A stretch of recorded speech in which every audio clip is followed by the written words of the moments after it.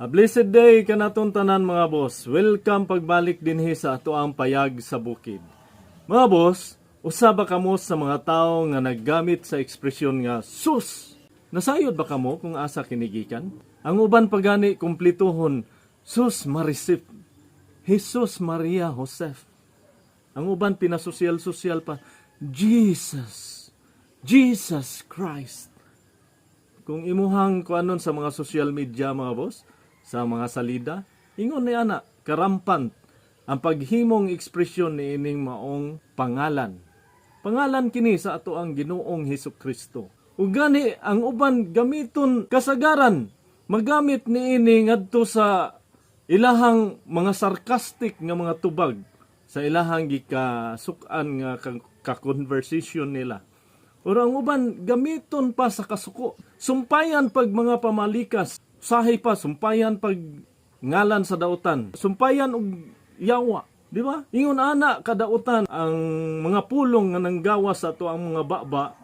Nga wala nato hisayri nga kita nakasala dahil sa Dios. Tungod kay kining mga ekspresyon nga gigamit sukad pa sa ato ang mga katigulangan, sukad kita nakamatngon og buot mo ay atong nadunggan. Sus, kalagot nimo. Sus, ngano man ka? Di ba? Mao ka na. Sumpayan og mga pamalikas. Kabalo ba mo unsa ka ng mga pamalikas? It's a course, mga boss, ang pagpamalikas. Gi-course nimo ang imuhang bata, ang imuhang gibalikas.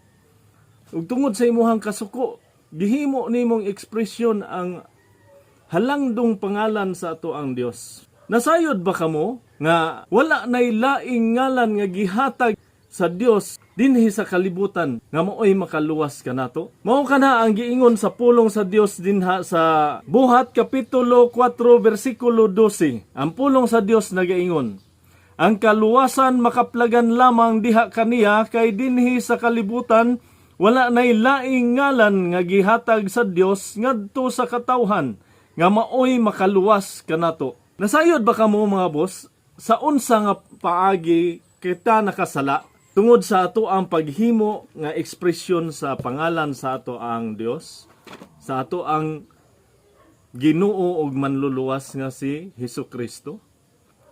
Sa wala lang nato damha, kita ay dako kayog nahimong kasaypanan ngadto sa ato ang Dios. Kita ay dako kayog pagpasipala sa iyahang halangdon nga ngalan. Nga tungod lang kay nagsunod-sunod ta sa mga ekspresyon sa mga katigulangan o sa mga nadungog nato gikan sa atong mga kasilinganan. Wala ta masayod nga kita di ay nakasala, dako kayo nga sala. Kung imo bitang basahon diha sa Exodo kapitulo 20 bersikulo 7, sa napulo kasugo sa Dios. Ang pulong sa Dios nagaingon, ayaw pa si padi paggamit ang akong ngalan. Ako si Yahweh, nga inyong Dios. Silutan ko si bisan kinsa nga magpasipala sa akong ngalan. Silutan niya si bisan kinsa nga magpasipala sa iyang ngalan. Mao kini mga boss, sa wala lang day nato damha kita nakasala sa Dios. Ug angay kini natong tagdon, angay kini natong pamalandungan. Nasayod ba kita nga ang tanan sa langit ug sa yuta muluhod sa iyahang ngalan? Mao kini ang giingon sa kasulatan. Filipos kapitulo 2 bersikulo 6 ngadto sa 11. Bisan siya Dios, wala siya mamugos nga magpabiling tupong sa Dios. Hinuon sa iyang kaugalingong kabubuton, gibiyaan niya kining iyang katungod og nahimong usa ka ulipon na tao siya sama sa kasagarang tao. Nagpaubos siya og nagmasinugtanon hangtod sa kamatayon, bisan sa iyang kamatayon sa cross. Tungod niini gituboy siya sa Dios ngadto sa kinatas-ang dapit sa kalangitan, og gihatagan siya ngalan nga labaw sa tanang ngalan. Busa mangluhod ang tanan binuhat nga atua sa langit, sa ibabaw sa yuta o sa ilalom sa yuta, sa pagpasidungog sa ngalan ni Jesus. ug ang tanan magsangyaw nga si Hesukristo mao ang Ginoo alang sa himaya sa Dios nga Amahan.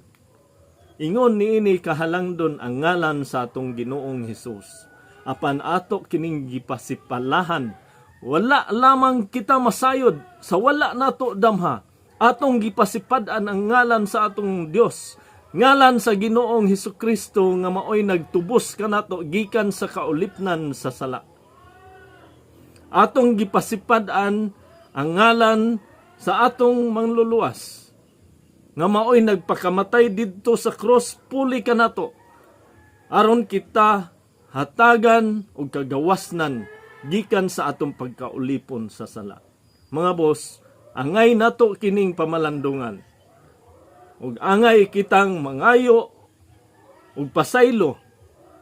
Kinasing-kasing nga pagduol ngadto kaniya sa pagpangayo ug pasaylo tungod kay dako kayo kining kasaypanan. Nga wala ra nato mahibalo eh. Wala ra kita makabantay nga nakasala di kita. Nakasala kita tungod sa atong pagpasipala sa ngalan sa atong Ginoong Hesukristo. Mga boss, hinaot nga inyo ha kining pamalandungan o inyo ha kining ikonsidera. Ang Dios unta magauban kaninyo samtang kamo magapadayon sa inyo hang pagkinabuhi nining maong adlaw. O hinaot nga siya magadugang og panalangin kaninyo sa matag adlaw.